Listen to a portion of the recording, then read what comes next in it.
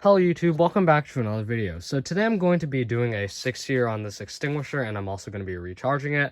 So you can see here, this one's actually already empty. I discharged this one, but I do want to get it refilled just because it is a nice Amerex extinguisher, and I still need a 5-pounder in service. So let's go ahead and do that.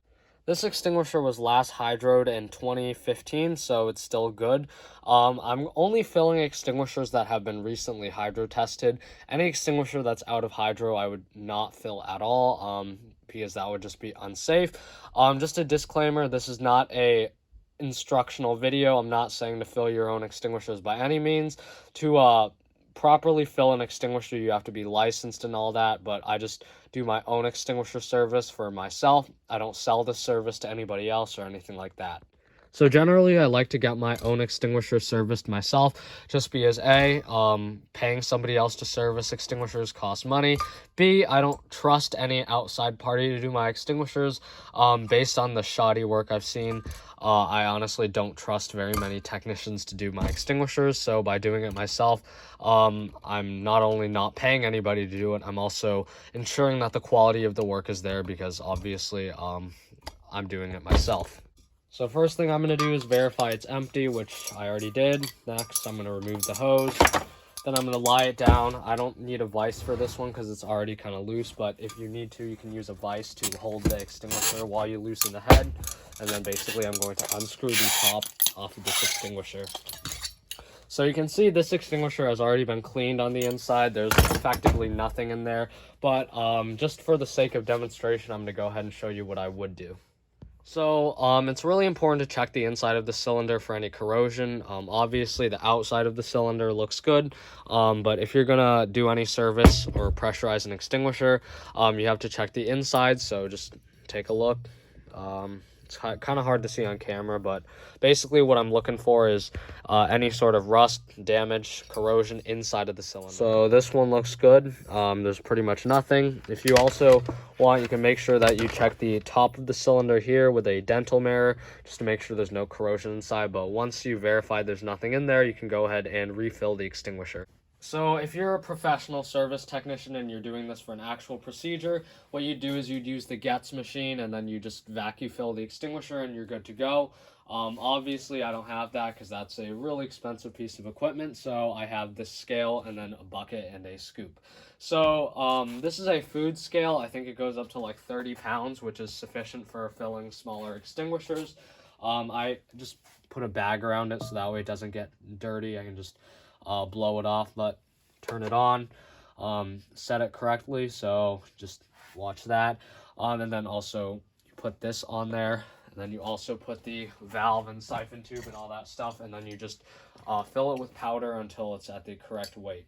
Also note that you have to fill the extinguisher with the correct powder. So I mean, pretty much everybody on the planet just fills it with any dry chemical they have lying around, whether that's just mixed ABC or anything else, but I always fill my extinguishers with the correct chemical. So as you can see in the chemical I'm using, it's just all Amerex ABC. So yeah, let's do that.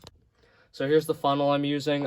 As you can see, I did blow it out beforehand just to make sure any of the remaining chemical on there was gone.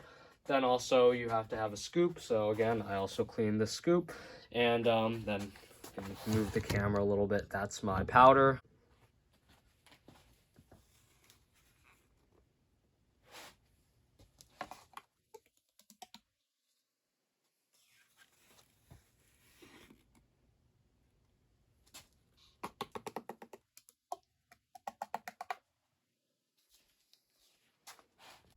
So especially when you're putting the powder in, you want to make sure you're really gentle when you scoop. Don't be too aggressive, because if you are, when you lose those little particles you see like just coming off, those are fines and they're really important. So you don't want to lose too much of that. So you can see here I was really gentle, so I didn't lose too much. But if you just like threw the powder down, you'd lose a lot of fines. And the more fines you lose, the less effective the powder gets. So just be gentle with the powder and be patient. So you can see here we're at 7 pounds and 13 ounces. You can't really see because of the angle, but that means we're about there. The gross weight of this extinguisher, or including the valve assembly and the hose, is 8 pounds and 5 ounces, but you can also have a little bit of leeway, so the label says plus or minus 9 ounces. So 7 pounds and 13 ounces is about the place you want to be. So now we can go ahead and put in our last small bit of powder, and then we can put the valve on. Alright, so now we're going to go rebuild the valve assembly. So the first thing we're going to do is remove the siphon tube, as so. So you can see here the spring pops out, and then we can get the valve stem out by just pushing on the top and then banging it. So you can see here's the valve stem. It's pretty worn. I'd say that O-ring is pretty much done, and then the spring, of course, you just saved. Then also we can go ahead and remove that neck O-ring. You actually are supposed to use like proper O-ring removal tools. I don't, so I always replace the O-ring regardless, just because they're just so cheap, and it's just good insurance, because that's usually where the extinguisher is going to leak from. But that's what I'm going to do, and then I'm also going to replace the valve. However, before we do that, while we have the valve open, we're going to go ahead and clean it. So I already kind of cleaned this one before, but just to show you what I would do, usually there's going to be powder and all sorts of crap in there. So you take your first brush, so you stick it into the valve, and then you pull out. Keep doing that a couple times, back and forth, and then that's the first step. If you have a lot of buildup in there, what you can do is you can use your metal brass brush or whatever, so you can just stick that in there and then do that. But this is a really aggressive brush because, you know, it is made of metal and, you know, stuff. So I don't usually have to use that one. And then this is my last brush. It's a really small, flexible one. I kind of like to just do that to finish it off. And then once I'm done with that, I like to get my air compressor hose and then just blow it out. And then also I'm going to clean the threads on the extinguisher, so this needs to be cleaned, always needs to be cleaned. Oops. Just because powder can build up there, and even if you clean everything right, that's where it's going to leak from as well. So you can see, there you go, this is nice and clean now. So we're ready to replace the components. So technically you're supposed to use a new valve stem every time, but I have a bunch of these valve stems. Honestly, all that really matters is you pick one that's in good condition, which this one is. You can see the O-rings are intact, they're not broken or anything. So what you're going to do is you're going to take some sort of cloth, really just any cloth, and then just wipe it off. Make sure that there's no powder on it, because powder on these O-rings will cause it to leak. So everything has to be lubricated before you put the stuff back. So this is the lube I'm using. This is Blue Star. You can take a look at it, but this is good for all dry chemical extinguishers and also clean agent extinguishers. It's also the lube that's recommended for use with Amrex products. You can also use Parker O lube for dry chemical extinguishers. That's a really good choice. But what you're going to do is just use the lube. You can put a pretty thin coat around the top O-ring. Don't put it around the bottom O-ring, because that's where the valve seats, but just putting it around this top O-ring will help the valve stem slide up and down easier, and it makes sure the extinguisher won't get stuck when you discharge it. So again, just verify that it's clean, and then you can put the valve stem in there. Same with the spring. If you haven't already, blow that off. And then you can also put this back on. But before you put the siphon tube back on, you also want to make sure you put the O-ring on, which again, you can lubricate this neck O-ring. It's just a good idea.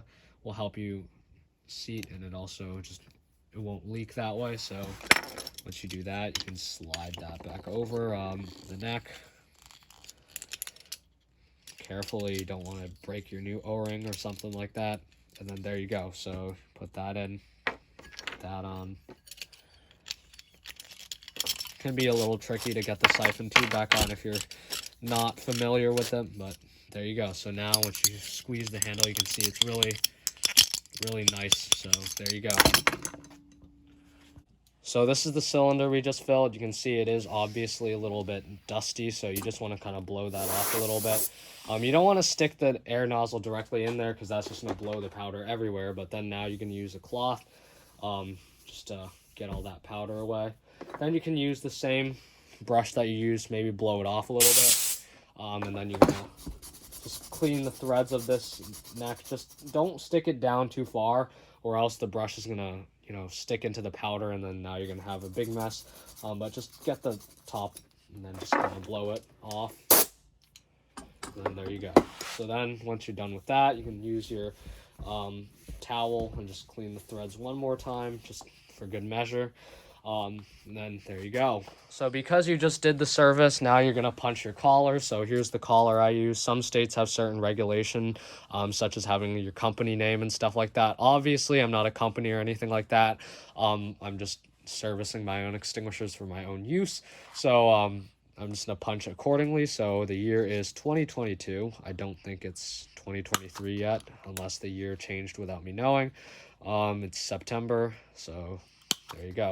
So that's literally all I have to punch. So 2022 9.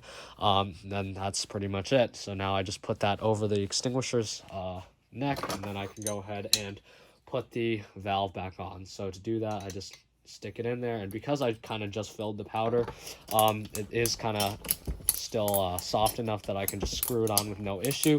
But sometimes if the powder's been sitting a little bit, you have to fluff it by turning the extinguisher upside down a couple times.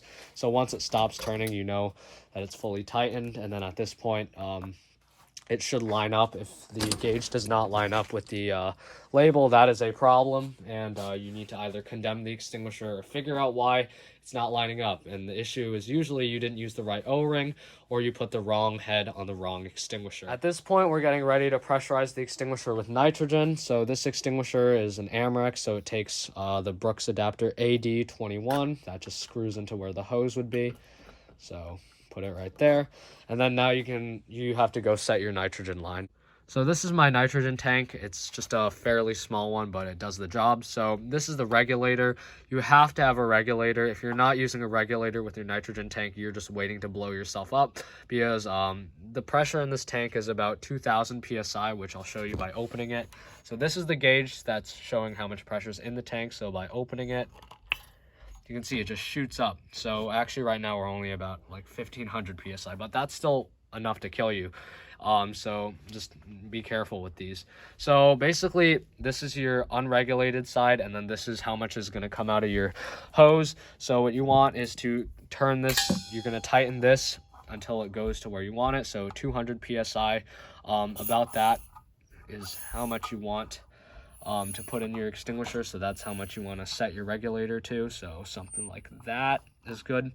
You don't want to go anywhere higher than that. So yeah. So when you do this part, you definitely want to have safety goggles or some sort of eye protection on, just because this is the part where you could have some issues. So you're going to connect your quick connect. Make sure the valve is off. So you connect this right here. You squeeze this first, and then you can turn on the nitrogen.